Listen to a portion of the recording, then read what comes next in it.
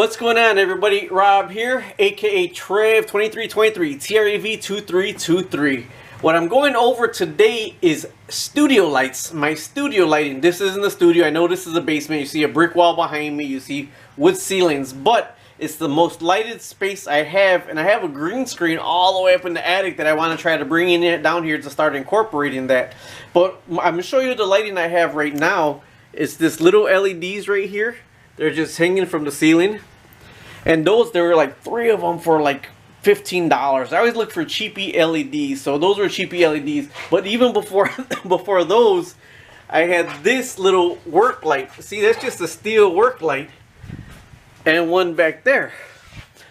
And that's what I was going off of. Then I bought these LEDs.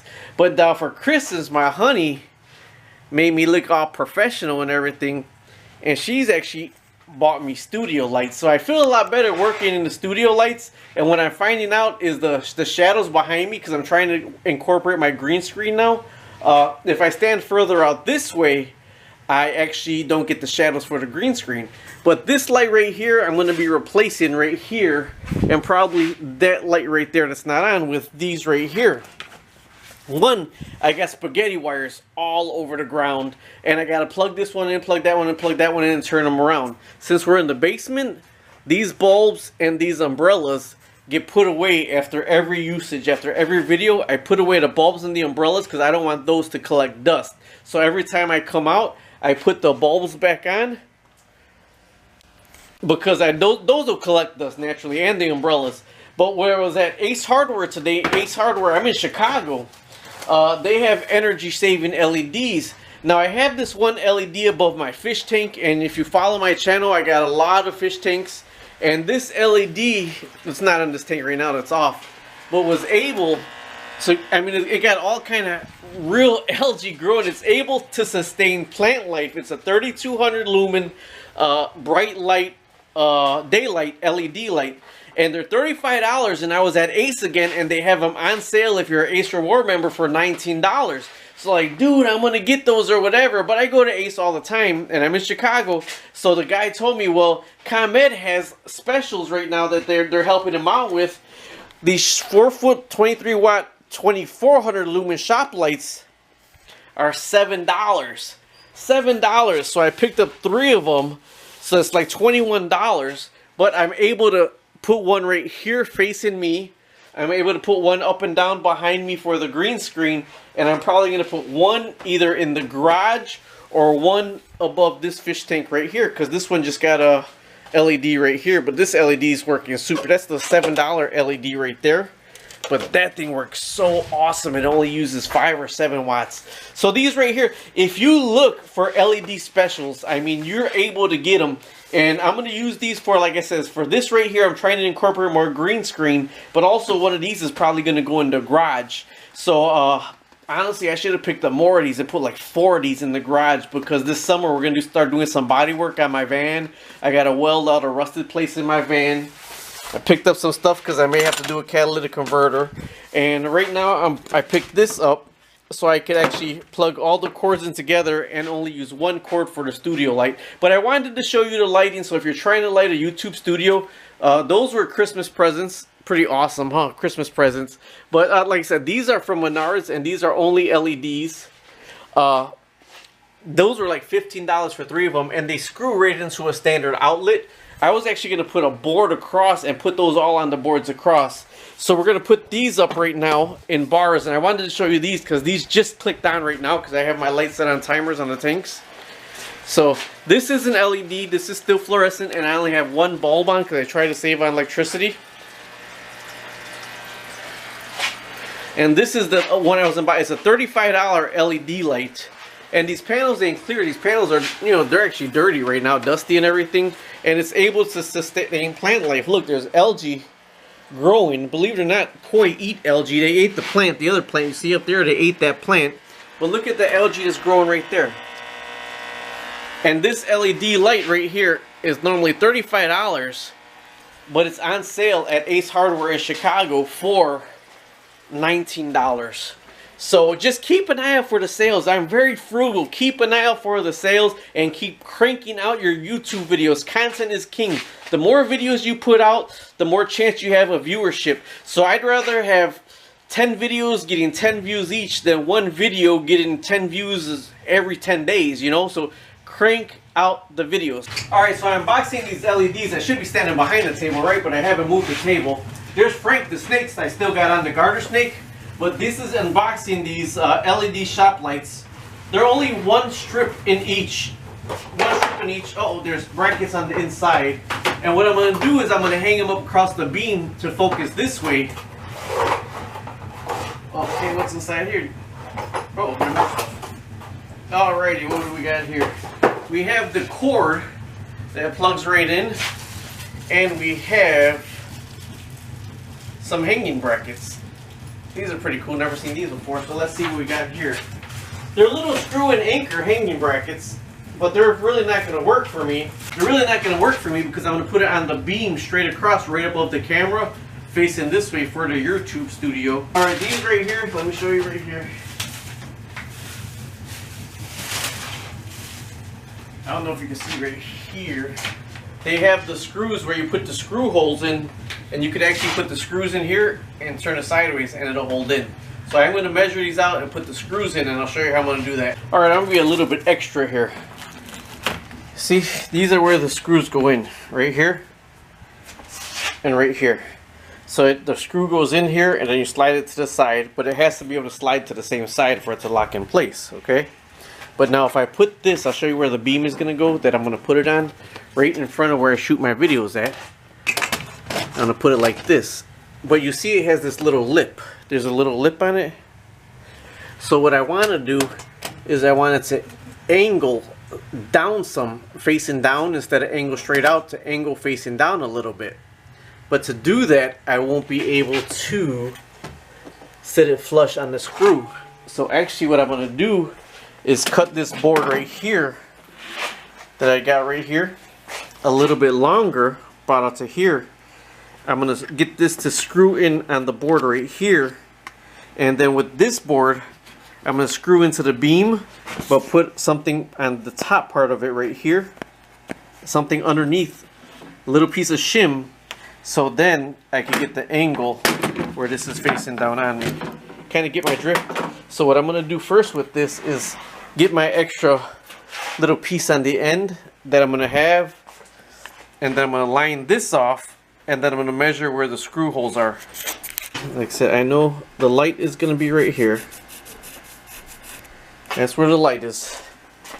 And I gave myself a little bit extra on the ends, because this is what I'm going to need to screw in.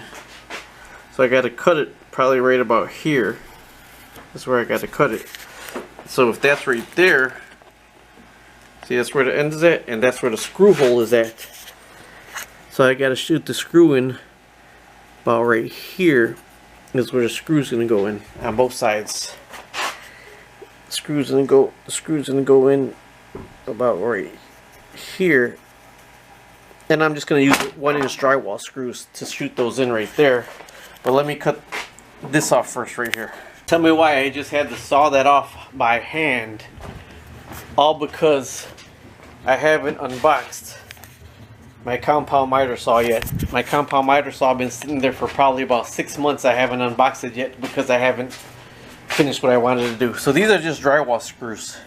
So right where I put those circles in, right in the middle, I'm going to screw the drywall screw about 3/4 of the way down.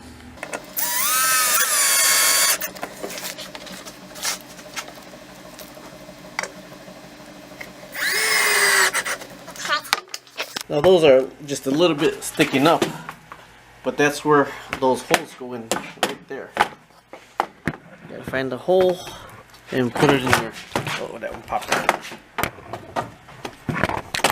You gotta go on both sides.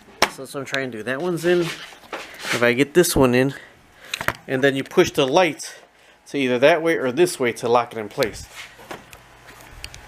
Okay, now it's locked in place, but I feel it could be tighter, so I'm going to screw the screws down a little bit more.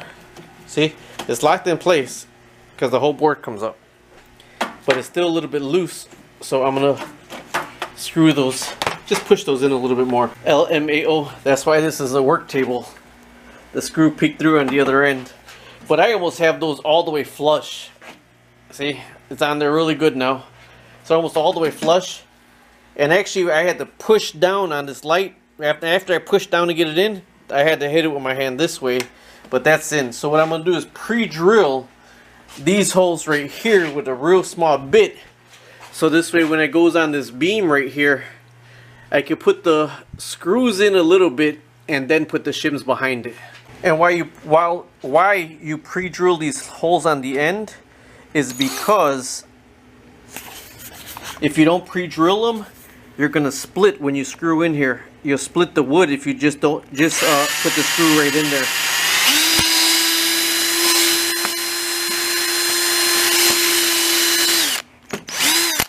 So you don't want to split the wood. And also if you put too much pressure on the screw when you're putting it in the end, close to the end, you can split the wood. So you don't want to put too much pressure.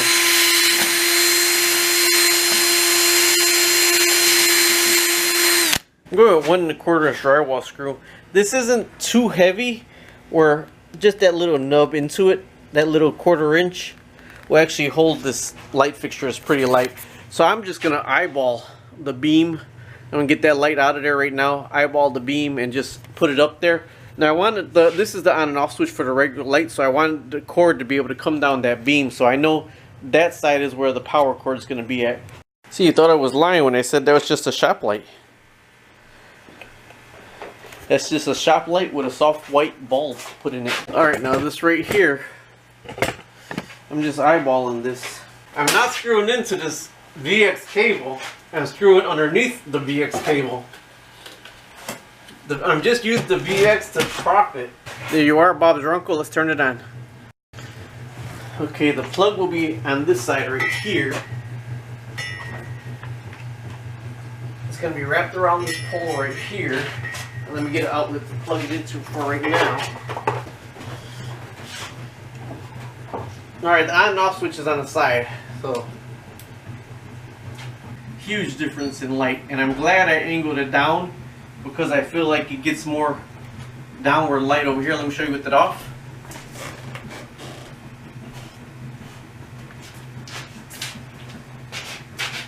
This is with it off. That's a huge difference. These are the 2 studio lights and the 2 LEDs right here.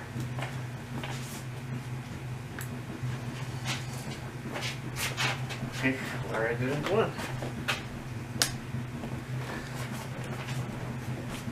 And that right here is with a $7 LED strip facing right here. Alright, well either way, that's with that one. So now I'm probably going to do one more. Maybe directly overhead right here. We'll see from here. I'll go from here. Alright, so I put the other light right above, and it's right out of the view of the camera. So I'm going to turn it on so you can see the difference. Well, let me stand in front of it. This is the difference. Hopefully it don't fall, because when I was screwing this in, the screw actually broke off. Half in the wood and half in the top. So I don't think it'll fall, but it's a light anyway. So I want to turn the light so you can see the difference. Alright, so there's me right here working in the studio, working on this. This table's either going to be sliding in the front or sliding in the back. I'll be working on the table, working off the table. I turn this light right here, and you see I got more light kind of behind me, so I can actually probably use a green screen now. Especially if I stand right here, I definitely can use the green screen right here. But also if I'm working on something, let me move this up here.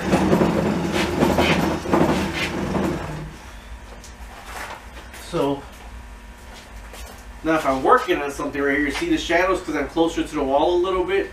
But this cord's not going to be here. This cord's going to be strapped away. But this is the light that I'm getting for. It's $14 of these lights. I broke a CFL light, man. I was just so upset when I broke that light for my photo studios, my 2 big one and my little small one in the back. I broke the small one in the back. So what I would do, if the green screen wouldn't work with this light right here, I'd actually put all the way behind me. But this one makes a huge difference. This is right in front of me. Now this is me. And so it's not bad if I'm standing in front of the table or in front of the camera and you get me like this. This would be perfect. This is good lighting right here. But now it just seems so much darker when I could just do this right here, and then I got more light right here and I'm further back from the camera. So either way, right now this is what I added on was the $14 in lights. The LEDs, like I said, I bought, it was a box of them for like $19 probably. But they're like more focal. You gotta have them further back and they're more focal. And those are the extra professional photographer studio lights. It came 3 and it was a gift for me.